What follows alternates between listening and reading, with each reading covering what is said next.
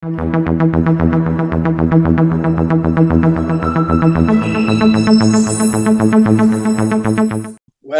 well, welcome to CripChat, your weekly podcast on everything disability. Today with us, we have a very special guest. We have the Greens Senator for Western Australia by the name of Jordon Steele-John. Jordon, how's it going? Really, really good, my friend, and great to be here finally on CripChat. Of course, we're going into now part three. So, Jordon, do you want to give a brief introduction of yourself? Absolutely, absolutely. So, my name is Jordon Steele-John, and I'm one of the Australian Greens MPs at the national parliamentary level. I am currently the only kind of out and proud disabled MP in the Parliament. I have cerebral palsy and use a manual wheelchair for mobility. And I do work in my role in the area of disability rights and justice, as well as in healthcare, particularly the campaigns of bringing dental and mental health into Medicare, which has long been a priority for the Greens, and also foreign affairs, peace, and disarmament for the party. I'm the spokesperson in those spaces as well. So yeah, there's a broad scope of work that I do, but very much passionately committed to disability justice. Yeah, no, it's always a pleasure to have you on board with us, Jordan. Just a question. Actually, let's get into it. How many Australian disability enterprises are currently operating in Australia? And are they meeting their obligations with the Fair Work Act and also the modern slavery reporting requirement? Mm-hmm. Well, in terms of the baseline level of numbers of ADEs in Australia, the data at the moment is about 600 spread across the continent, with roughly 20,000 people engaged in by those providers.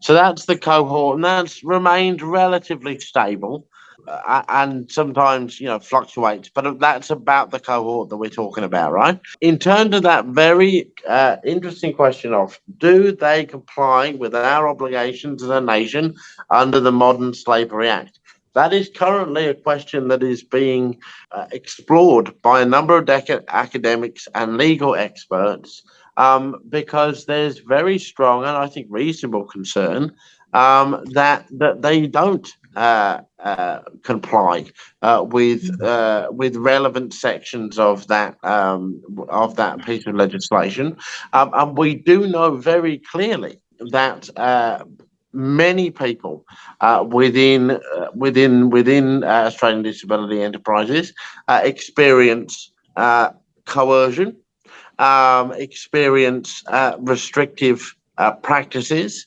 and enter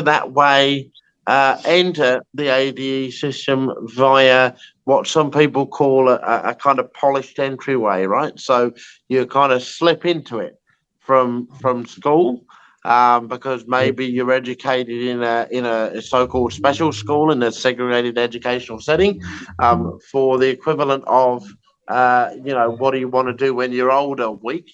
The ADE provider will come in and talk about the ADE, and then you naturally go from the school where you were segregated, the segregated setting there, through to the segregated workplace.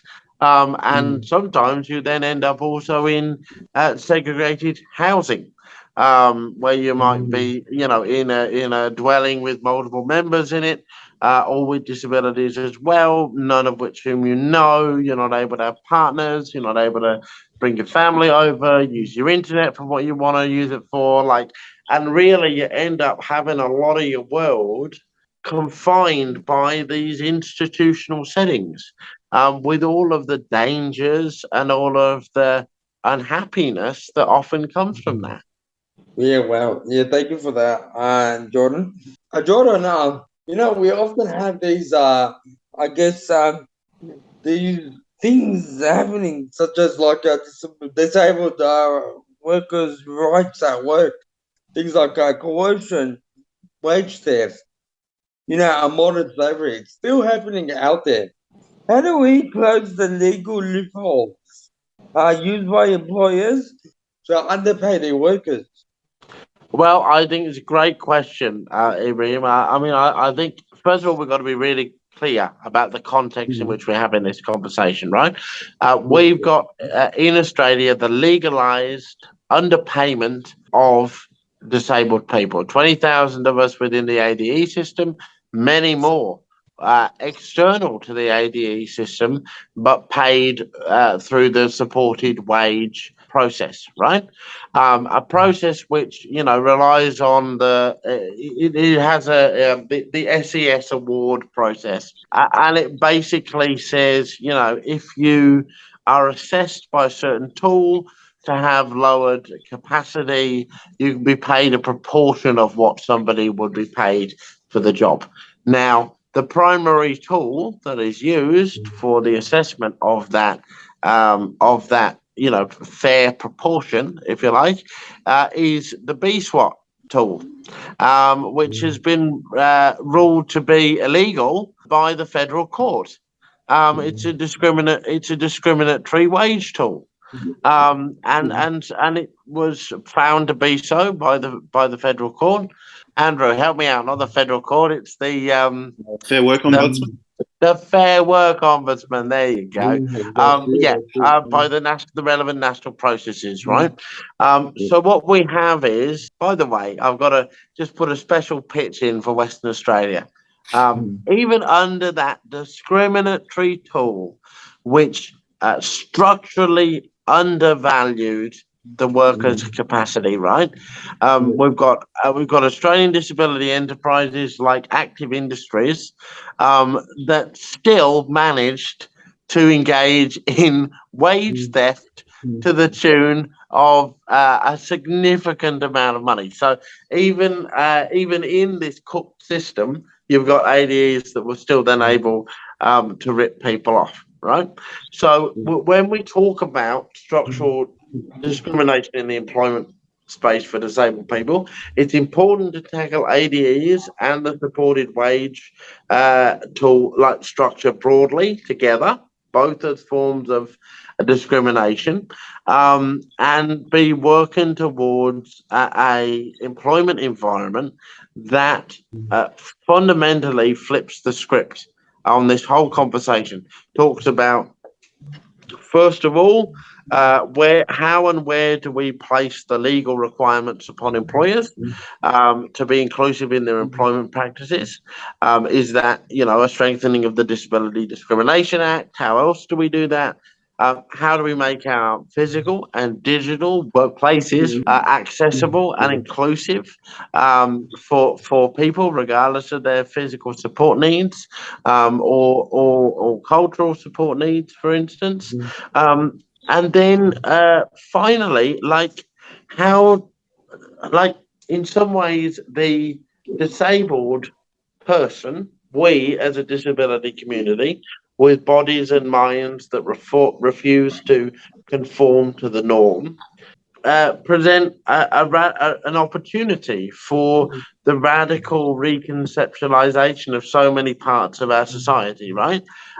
Because we Yep. challenge the assumed wisdom, and one of the assumed wisdoms really centrally needs to be that you are only a valuable person if you can sell your labor in a market at an hourly rate that allows you to live, and that you should only be able to live and drink and eat and have a home if you can sell your labor in that way.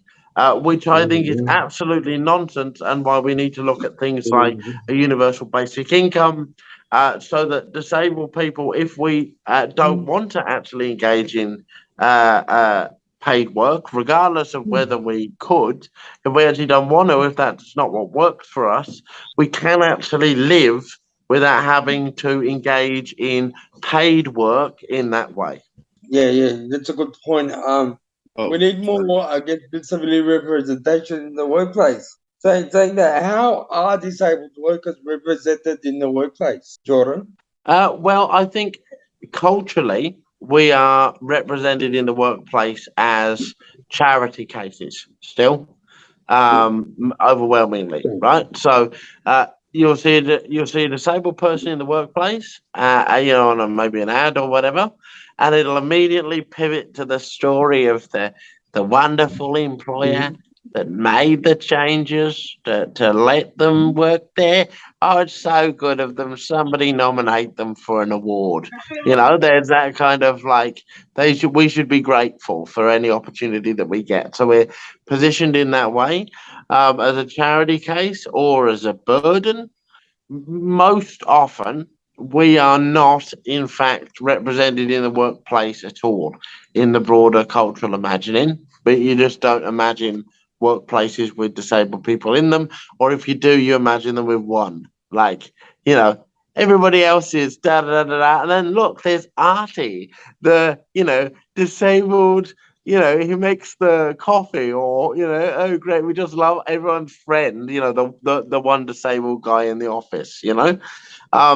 We need to get to a space where disabled people are represented in employment as equal parts of the workplace, as workforce, as equitable parts of the workforce, and we get there by things like quotas that are enforced, for which those responsible for enforcing them are held accountable, and that accountability and the result of those processes are made public. So we really need to be applying some of those affirmative employment measures, that have seen such success in areas like increasing uh, uh, cultural diversity and gender diversity in workforces, applied to the disability question too. Yeah, awesome, Jordan. Finally, we talk about government regulations and their oversight. Who's investigating Australian disability enterprises to make sure they're compliant with the workplace and human rights laws? Yeah, well, that's a very good question, and again, that is not clear, right? In some ways, it is a responsibility of the NDIS Quality and Safeguards Commission. In other ways, you could argue it's a responsibility of various state-based occupational health and safety mechanisms, and the same federally too. But really, oversight, like, yes, is oversight important? Absolutely, oversight's important. But these are institutionalized settings, and therefore we know whether it's institutionalized housing, segregated and institutionalized education, segregated and institutionalized work. We know what happens in these places. People are abused, people are exploited, people are coerced, people are indoctrinated, right? Institutionalization is bad. It's a bad thing. And like, yes, we need oversight, but you're not gonna, like, you're gonna go in there, you're gonna find a bunch of issues like that aren't the result of, it's not the result of, oh, quick, Barry, go and put the light switch back in the socket, or how we've been not treating people well. We should start doing that. Like, the culture of the place and the practices are a product of the setting. And it's the same in aged care too, which is why reforming aged care without tackling the institutionalized nature of it will never work, because the abuses that you're experiencing, the maltreatment that you're documenting, is a product of the setting.